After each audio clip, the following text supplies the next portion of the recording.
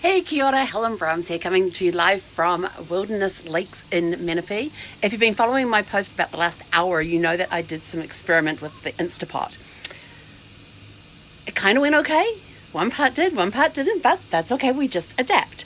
So I figured I'd come on and do the live so you guys could actually see this. And so what I did is in my Instapot, I took some frozen berries. There was strawberries and blueberries and, hang on, I can't remember what was in there.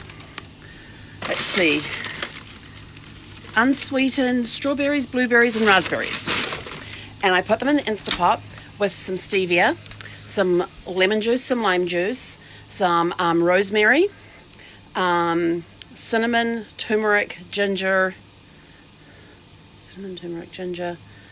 something else I'm missing. I think that was it. Mixed it all up in there and let it sit in the Instapot, put it on pressure cook for about 7 minutes, did 7 minutes on that one. And it came out amazing. Look, I'm going to spin it around and show you. Look, this is how it came out. It's still cooling off a little bit, so it's still a little on the runny side. But I ended up putting it into 2 dishes here. Then, and this is the part that totally flopped, but so that was a great success. That was awesome. I didn't follow any recipes or anything else. I just got to make sure I stir this. So then I had some cauliflower rice in the freezer, and I got to use up all my food before Friday because Sparkles is going into storage for 3 weeks while I'm in New Zealand. So you can't leave any, since there's going to be no fridge or freezer, I got to make sure there's no food left in there. So I had a pack of rice, cauliflower, and sweet potato.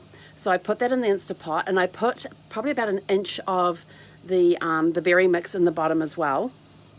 Put the frozen stuff. Oh, actually, first of all, I beat up. I put 6 eggs in a bowl and whipped them all up. Put in there thyme, rosemary, paprika, turmeric, ginger, ground mustard. Yeah, whipped it all up. Threw the frozen stuff in there. Got it all mixed up. Put it into the pot. Put some water in there as well, because you need the water for the pressure cooker, and let it cook. And so it's busy cooking away, and all of a sudden it starts going beep, beep, beep, beep, and then it comes up with burn across, and I'm like, oh shit.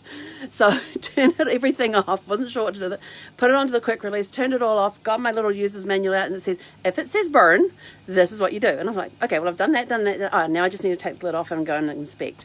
Hey, kia ora, Tony. I miss you guys. Trying to thought. So then I thought, what am I going to do? I've got this food in here, and it's come out. It actually looks really good. I mean, some people's going to think it looks gross, but it actually looks like what we in New Zealand call mince, which is ground meat. So I'm going to turn this around so you can see it. I haven't tried it yet, so I don't know what it tastes like. So this is how it turned out.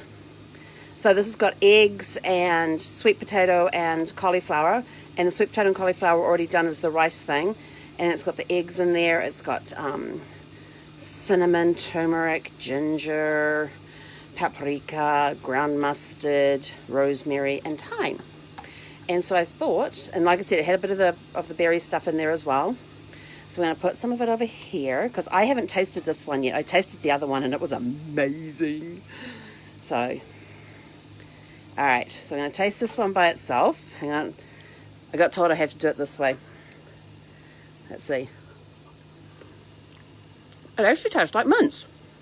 That is really good. I like that. Okay. So that actually tastes like the ground meat dish that I make that we call mince in New Zealand. That's actually really good. Could do with just a little more salt in it, but otherwise it's really, really good. So now, flip this back around for you guys. I'm going to take, see, we've got it there. I'm going to take some of this, pour it over this. I'm actually thinking I might make up I made up this really cool whipped cream stuff the other day. So I'll put some of that on there because it's going to go amazing with this. And, and I put cocoa powder in. That was the other thing. I knew there was something else I forgot. Cocoa powder. Got to put cocoa powder in your meat dishes. It makes it taste amazing. So now we've got a little bit of both. Oh, that is so good. Oh my gosh, it's almost like a savory dessert. That is, ooh, we have more of that. Okay, so what was I talking about? Oh yeah, so the whipped cream stuff So what I do with the whipped cream is I get the heavy whipped cream, start whipping it up, and just as it starts to thicken, I put in some cocoa powder, I put in my protein powder, and I put in cinnamon. Oh, what do I put in that one? Cinnamon, turmeric, ginger. Hearing a theme here. I like cinnamon, turmeric, and ginger. They go very well together. And yeah, that's what I put in that one, and whip it all up, and then it becomes like this.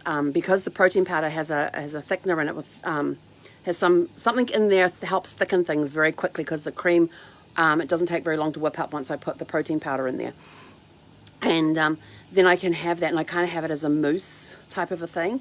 And I hand beat it. I don't machine beat it. I hand beat it with my little whisk. And so I have that on top of. I did the other day. I had some plain Greek yogurt with some cranberries and threw some of that on top. So it was just enough sweetness on there for that. And yeah, so I'm thinking I might make some of that for this tomorrow.